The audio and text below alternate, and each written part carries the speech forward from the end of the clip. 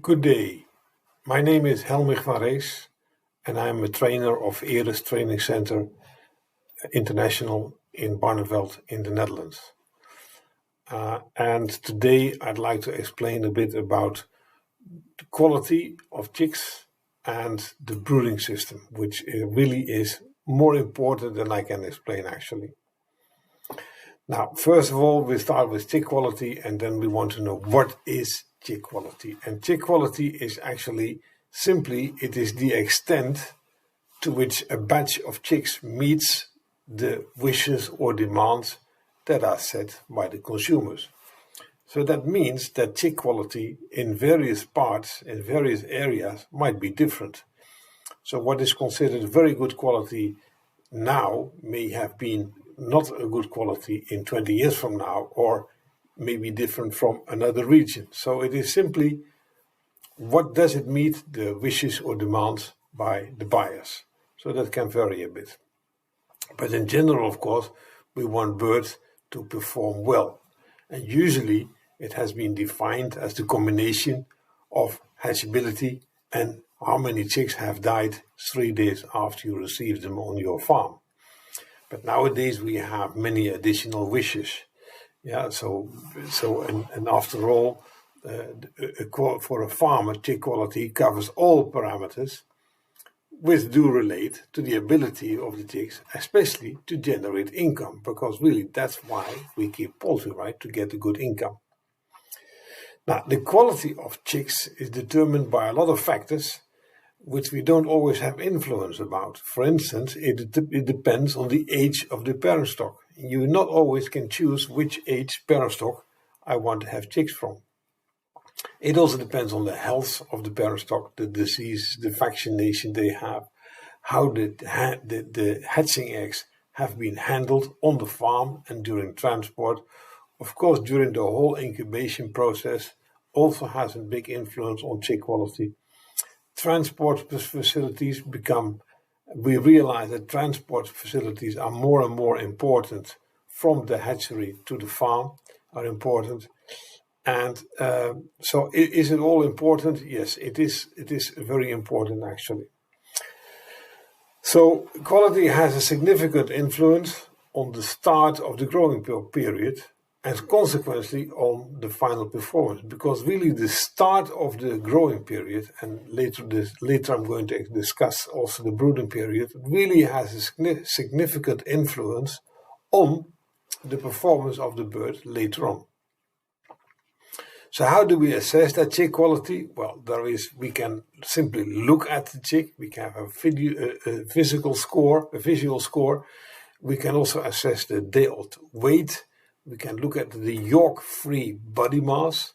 We can also look at the chick length. Now, the last two I'm not going to explain in detail, but it simply means how much yolk is there in the body when the chick is hatched. And that should be little actually, but I'm not going to discuss it in this presentation.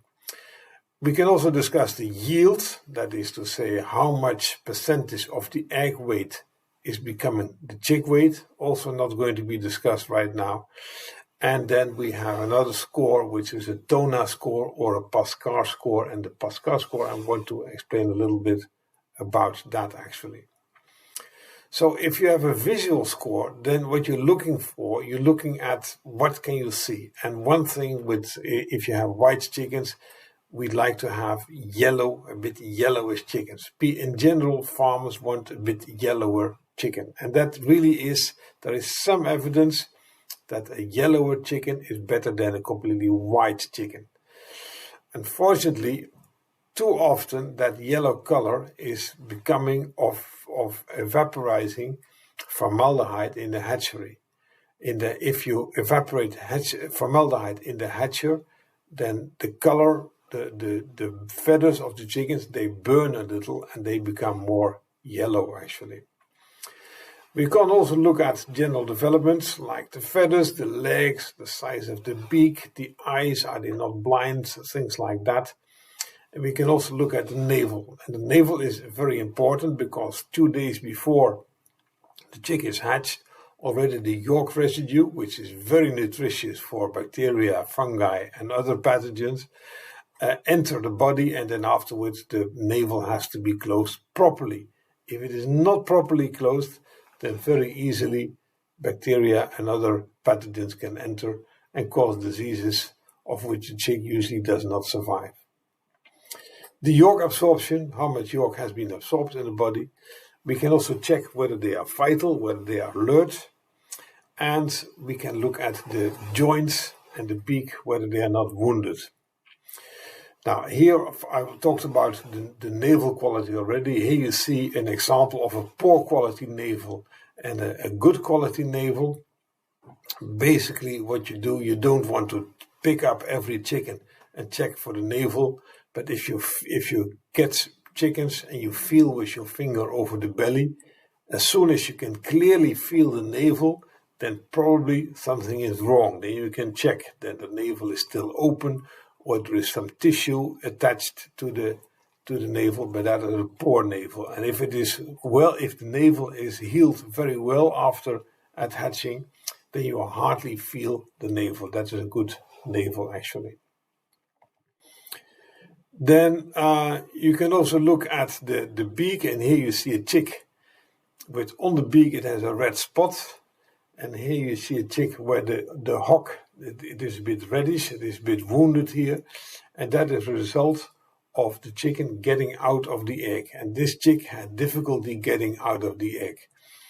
And basically, it could also be that the chicken was simply too big for the egg, and that basically is a problem which can be related to the hatching process. You don't want this because it means that the chick which is arriving at your farm will be extra tired.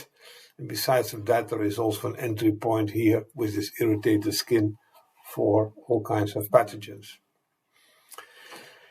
This is the legs you see here, and you see here the normal waxy kind of legs. But if they get dehydrated, and that may happen during transport, for instance, when they have no water, then you see really the veins are protruding through the skin, and this chicken will be very weak also, and it is more difficult. You prefer to have a chicken like this rather than a chicken like this.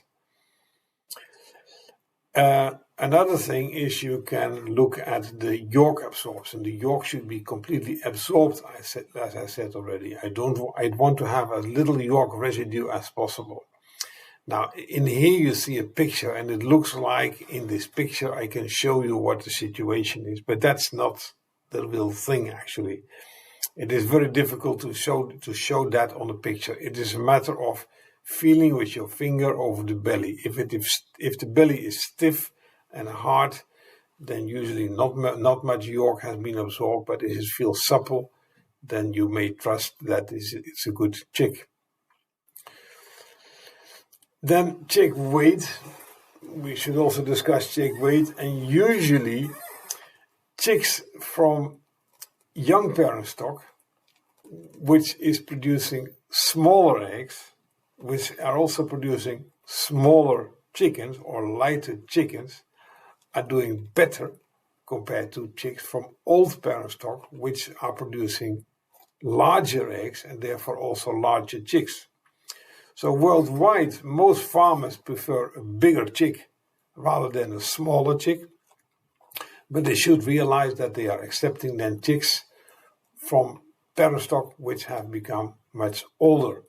And if you're able to pay some extra attention to the smaller chicks, then actually quite often we see that smaller chicks are performing better in life than the bigger chickens from older parent stock. Here you see a small table, and this indicates, for instance, that what the egg weight of the chickens is. This is data from COP 500 from broilers. So the broiler parent stock, when they are 33 weeks old, they are producing eggs of about 60 grams. So you know that the average chick weight of COP 500 is about 40 grams, then you may assume that the parent stock was about 33 weeks. And when they are lighter than 40 grams, then probably they were younger than 33 weeks. And likewise, when the chicks are much heavier, then you are getting chicks when you have received chicks from a much older age. Then a final one is a Pascal score, and a Pascal score is really a score which is scoring on vitality, the navel, the belly, and also the visual appearances. So it's a one combination score which you can quickly assess the quality of a chick. And it works like this. Before that, we know that it gives a good relation to livability and first week mortality.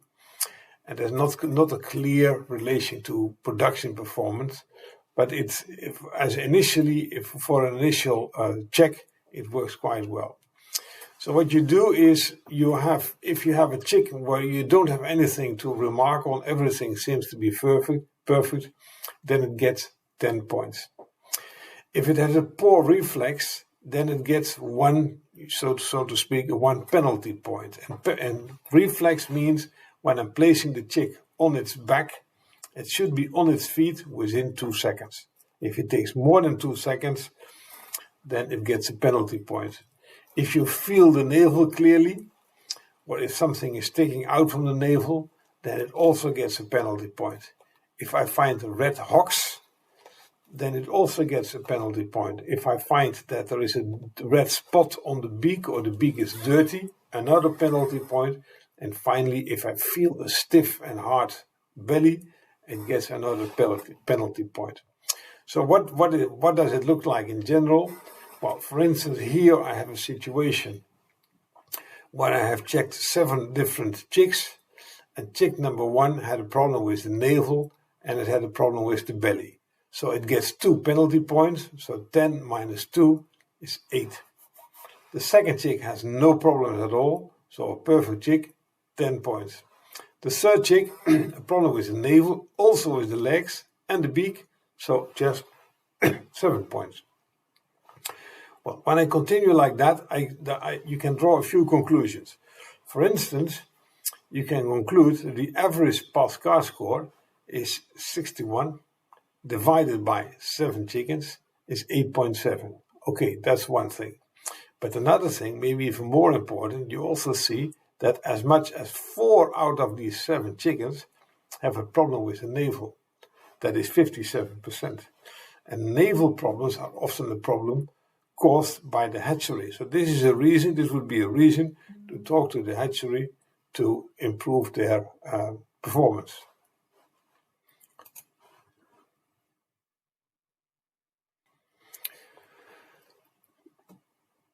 So what you don't want any failure, of course, you want top achievement. And if you want top achievement, you need committed management. You need optimum conditions, you need dedication, and you need preparation. And the importance of first week, and now we're talking about the brooding period, cannot be overemphasized. Early feed intake is very important, not just for birds to grow fast, but also to develop the immune system and also for the development of the digestive system. These things happen during the first weeks. And so this has top priority for this bird. You see here what happens this is talking about broilers, that if the broilers have a low weight after 7 days, then also they have a lower weight after, in this case, 35 days. And then there is, for the males, obviously for broilers, the males are growing a bit faster than the females, but in both genders you see that if they are heavier after 1 week, they will also be much heavier after 5 weeks. So early feeding really is important, and therefore in Europe, some farmers they don't receive day-old chicks in their broiler farm, but instead they receive hatching eggs which have been incubated for as long as for as long as 18 days. And then they actually hatch in the poultry unit. So the moment the chicks hatch, they can find feed and water immediately. And also in most hatches these days in Europe, in the hatches themselves, is also feed and water available, so that as soon as the chick hatches, they can eat already.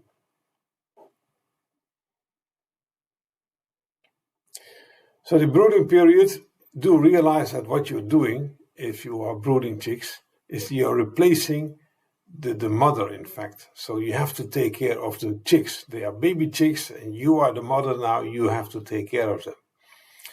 And do realize that the results of these few weeks can determine financial and economic results. Basically, I always like to say that if you have no problems during the first 2 weeks, then it's possible that after that period you will not have problems either also. But if you develop problems in the first 2 weeks, then it's possible, especially with broilers, that you keep on having these problems for the rest of the period. Birds are very vulnerable, but yet they have a huge potential. And I mentioned here that for broilers, for instance, in the first week, their body weight may increase already by 4 to 5 times.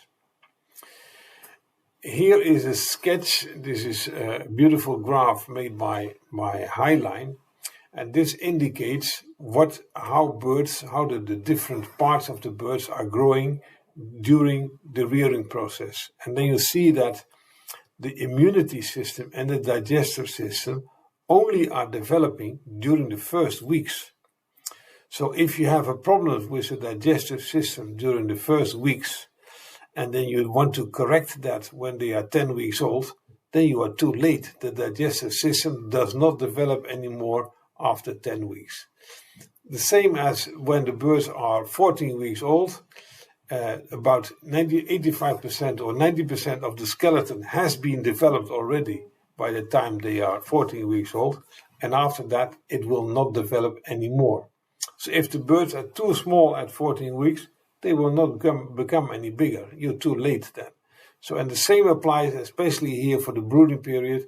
The digestive system and the immune system is developing only during the first weeks. So don't make mistakes in that point. I have here an example, and I have here a picture of chickens. And do realize that all the chickens in these pictures, in both pictures, are 7 weeks old. So that means that these chickens are 7 weeks old, but also this chick is also 7 weeks old. They are from the same batch. So I was asking the farmer what happened. Well, he wasn't quite sure what happened. And I said, what are you going to do? And he said, well, I'm keeping these chicks separate because I expect that they will become bigger, but they will simply grow. They will develop much later. And I'm pretty sure that these chicks, this chick here, the small chick, there was some kind of problem during the first weeks. So apparently the digestive system was not developed properly, and maybe also the immune system was not developed properly. This chick will never become a chick like this. It's too late. The digestive system will not develop anymore. So that is something to keep in mind, that the first weeks are really essential for those two systems actually. So during those first weeks, it's a matter of comfort and care for the chickens. You are replacing the mother, like I said, so you have to they have to be comfortable, you have to take good care of them. So that means that you have to prepare the unit well. There should be plenty of hygiene, there should be space enough, the climate should be okay. There should be plenty of water of a good temperature. There should be good quality feed, and even the air composition should be fine, so that they have a problem-free first weeks where they can develop their immune system and their digestive system, especially undisturbed without any problems. And of course, the management has to be good also. Keep in mind that chicks are vulnerable. They are just chicks. They can't flee to their mother because their mother is not there, and therefore they're easily stressed. So avoid any sudden changes in temperature. in light, but also in feed, in water, in noise. Make sure that life for them is as easy as possible. And check on the chicks several times a day. Yeah, see how they are doing. Just take a chair, sit by the chicks, observe them. What do they want? What are they doing? You can learn a lot from your flock by doing that. And remember that every flock is different. And note, if the experience from one flock will be useful for the next flock, but the next flock will not be exactly the same as the first flock. So you do have to get to know your chickens. Like I said before, a poor brooding period often leads to a reduced performance.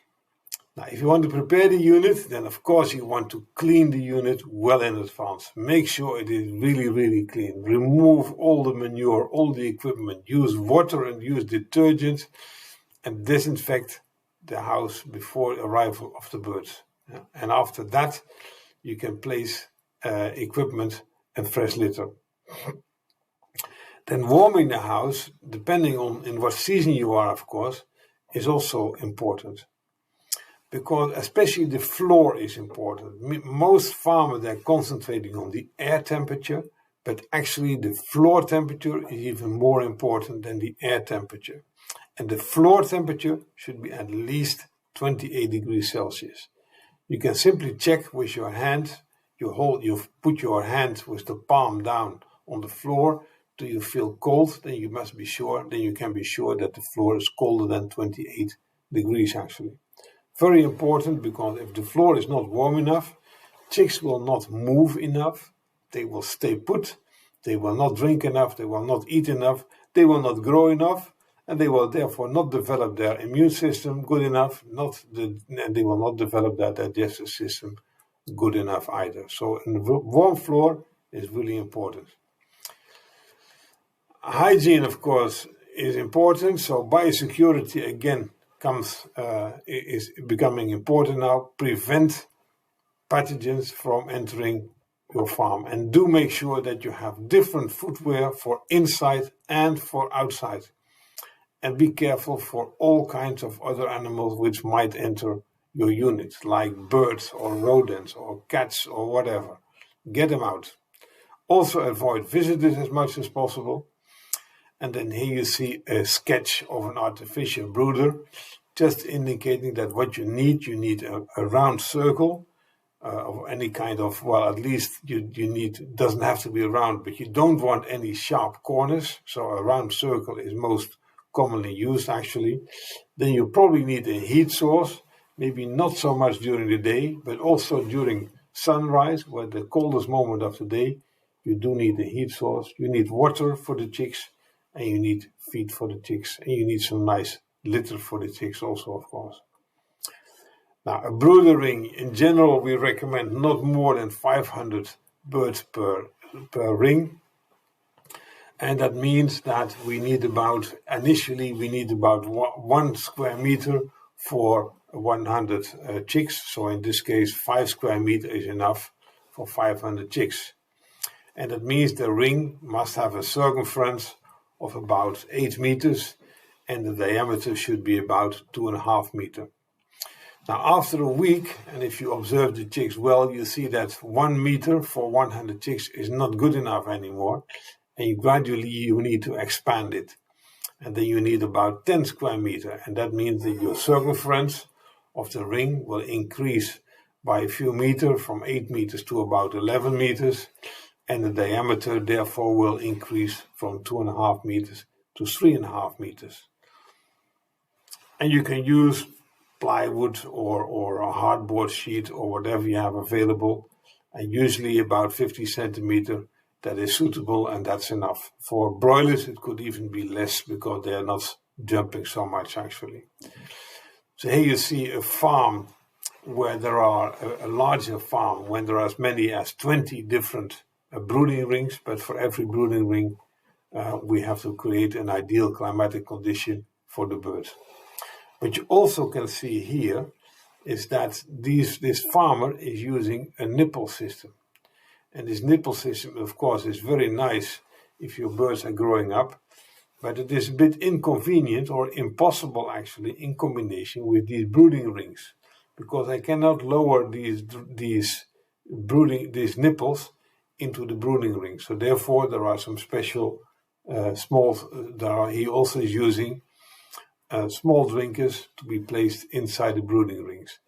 It does imply that when you are releasing the rings, so after 2 weeks or so, when the birds can roam around the house freely, completely, that you still need to use these small drinkers for some days because they're not used to drinking from the nipple system yet. Now, there is something about brooding temperature, and that's one thing. What you need to keep in mind is that during the first 10 to 14 days, a chicken cannot maintain its own body temperature. And so below that 31 degrees, you have a problem. It doesn't mean that they automatically are dying when the temperature is 29 degrees, but they suffer, and you don't want them to suffer. You want them to be happy to grow undisturbed, of course. So brooding temperature is important. Maybe initially you need a thermometer, but soon after that, after 1 day, you don't need a thermometer anymore. You can just check on the chicks, look at the chicks, and they will tell you whether it's too cold or too warm. A hen is about 41 degrees, and a day-old chick is about 39 to 40 degrees. So also the chick has to grow, has to become warmer to 41 degrees. And that takes a few days. Especially, and if the temperature is too cold, then it will take much, much longer to reach that 41 degrees Celsius. So the temperature they need initially is about, for layers, is about 34 to 37 degrees. And for broilers, it can be less, it can be only 32 to 35. But these are not absolute numbers.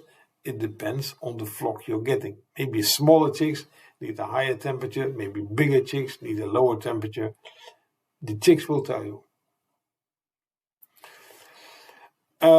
I said already brooding temperature about the floor. The floor temperature is really, really important, and it takes some time. You heating up a unit is a matter of hours maybe, but heating up a floor is a matter of days. Yeah? And only after the floor has reached the desired temperature of more than 28 degrees Celsius, then you can apply litter material. Yeah? The chicks are constantly attached to the floor, and when they are resting, a large part of the body is in touch with the litter, with the floor, and they may lose weight accordingly. This I explained already. If the floor is too cold, chicks don't like to move, they eat less, they drink less, their immune system does not develop fast, they are increasingly susceptible to diseases, and they will grow less also. Now, temperature is just an indication, like I said. Smaller chicks may need a bit higher temperature, weaker chicks may also need a bit higher temperature. And don't check your thermometer, but check your chicks. You really need a chair to sit down and observe your chicks, if they are happy or not. I have a picture here of a brooding system. And if you look at this, then you see that all the chicks, there are 3 heaters here, and all the chicks are moving close to the heater, or most chickens are close to the heater, which indicates that this brooding ring is simply too cold. Also here, you see the same thing. Also, chicks are too cold. There is even a sunbeam into the unit, and although chickens usually are not attracted to sunlight all too much, now they're coming into the sunlight to seek some heat, because this area is too cold. Quite a pity. If this continues for a few days, then I don't expect these birds will have a very bright future, unfortunately. Now, light, of course, is also important. Do realize that chicks are only eating when there is light. So usually many farmers give the chicks 24 hours of light per day, so that they can eat whenever they are awake. And I'm not in favor of that. I would like to give the chicks not 4 hours of light, but I would like to give them 23 hours of light. And the reason is that right from day one, I want those chicks to get used to darkness also, because sooner or later, we're going to increase the dark period. Yeah, and although I know that many farmers give birds, especially layers, especially broilers, they give them 24 hours of light per day. Really, it is better to give them a bit less, to give them a few hours less. But also there might be a blockage, there might be a power cut, so the birds have to get used to darkness also, and the sooner the better. For broilers, I would like to reduce that to about 19 hours. Yeah, that means 5 hours darkness, and 5-hour darkness for broilers seems a lot for most broiler farmers, but evidence is showing that really broilers will need a rest also, and performance is likely to improve if you give them some hours darkness also. And rearers, of course, you like the rearers to reduce their light to only about 12 hours per day during rearing. Now you need feeders in the brooding unit. Usually you have a feed plate, and you can use one feed plate for about 75 chicks. And you're going to feed them with small amounts. You don't need to put a lot of feed in there, just small amounts. You're going to check on the chicks several times a day anyhow, but every time a bit fresh feed is much more attractive for the birds than one pile of feed which they have to wrestle through during half a day or so. So for that reason, because you want the feed to be as fresh as possible, you only start filling the feeders just before chicks' arrival. And of course, you don't want to place those feed plates directly under a heat source. Now, this is something about particle size, and you see that we like to use particles of about 1 to 1.5 millimeters. There must also be drinkers for the small chicks. That must be very convenient for them. Also, about 1 chick found is enough for about 75 chicks. Do realize that the water gets hot. That is quite often a bit of a problem. Day-old chicks, they like to drink water of about 24 degrees Celsius. But in a broiler unit, the temperature is likely to be more than 30 degrees. 35 sometimes even. So that is actually too hot for the chicks. But you can hardly avoid that because the water is getting quite hot in that environment. So what you could do is if you have a manual system like this, you could replace the water several times a day with some fresher water, which is more likely to be less than 30 degrees. And if you have an automatic system, like a drinking line, for instance, with nipple system, you can flush the nipple lines also occasionally so that some more cooler water gets in. Although, I must admit, not easy to give chicks water of 24 degrees, which they prefer.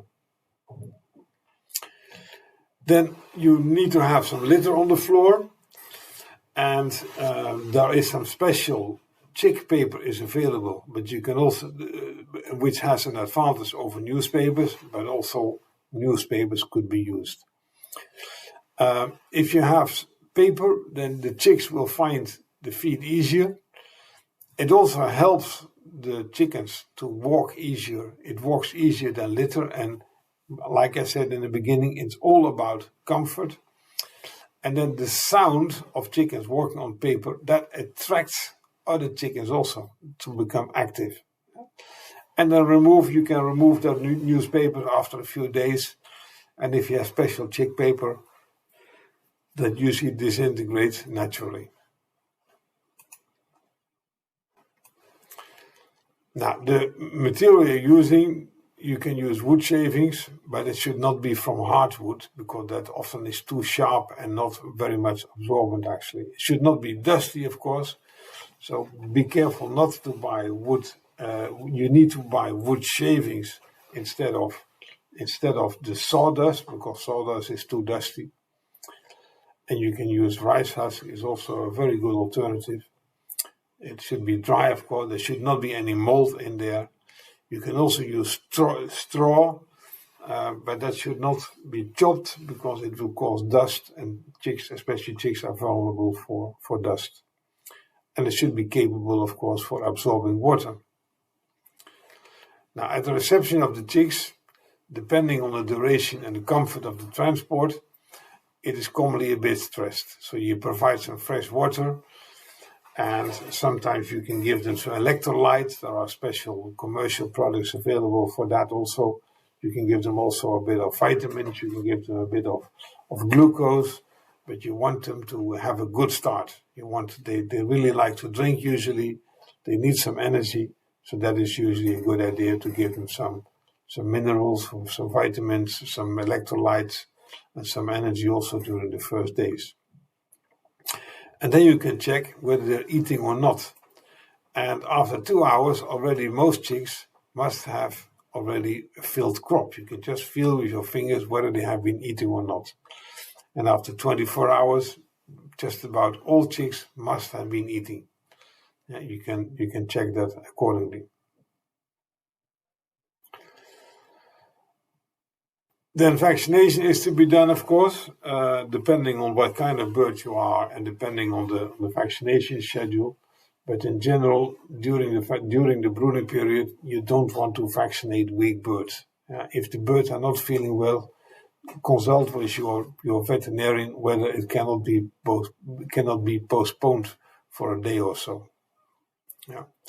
And then, because most vaccinations do give some kind of a reaction, what you can do is you give some vitamins in the water for a few days, because the absorption of minerals and vitamins in the intestines might be a bit affected because the birds may eat less, and also the digestive system might be disturbed for a few days.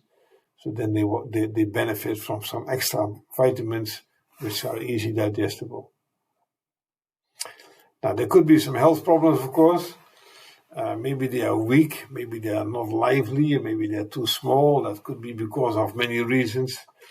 There could be leg disorders, could also be because of the hatchery, it could also be because of the litter in the house, if there is not enough litter or if the floor is too slippery.